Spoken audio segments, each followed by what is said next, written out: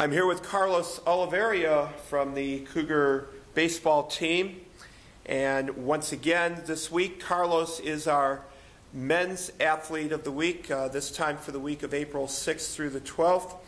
And Carlos, just in case there are any viewers that haven't seen your previous interviews, could you please tell us a little bit about yourself? Yeah, I'm Carlos Olavarria from Rosemont, Illinois, and I'm majoring in sports and fitness here at Concordia University. All right. Carlos, been a great week for you and for the team as a whole. And as a matter of fact, let's start with that. The Cougars going 6-0 this past week, 5-1 in conference, and currently in a first-place tie with Benedictine. And Carlos, of course, we know about all the ups and downs of the first part of the season, so it has to feel good for you and your teammates, of course, just seeing the Cougars playing more like we're used to seeing them play. Yeah, it's good to be back on a little bit of a roll. I think I never had it down in my mind that we were going to be just fine. For all the fans out there, I hope you guys are calming down and relaxing a little bit, and it's just great to be putting on a show for the fans again and getting back to what we know how to do, which is winning.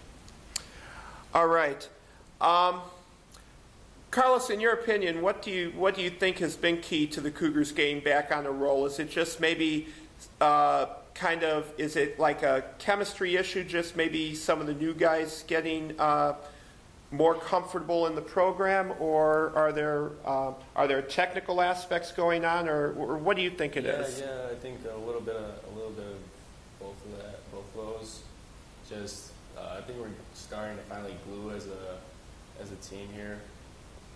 Just getting on a roll as a team is just crucial at this point in time.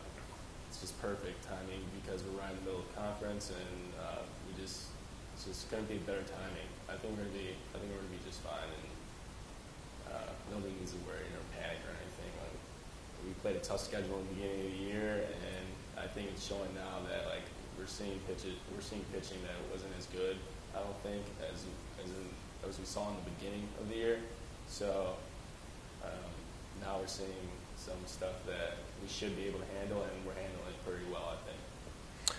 All right, now, Carlos, we have to talk about your success for this last week. The 6-game stretch, batting .462 with 9 runs scored. And the stat that really jumped off the page when I looked at it was 11 RBIs, so just about 2 RBIs a game for this last week. And that has to be a great feeling for you, just coming up with the guys on base. And I know you've spoken in our earlier interviews about the guys that set the table, but just getting locked in this, especially this last week, and coming through in the clutch, that has to be a great feeling for you. Oh yeah, it's always good to be able to provide for the team and do everything I can to help the team win.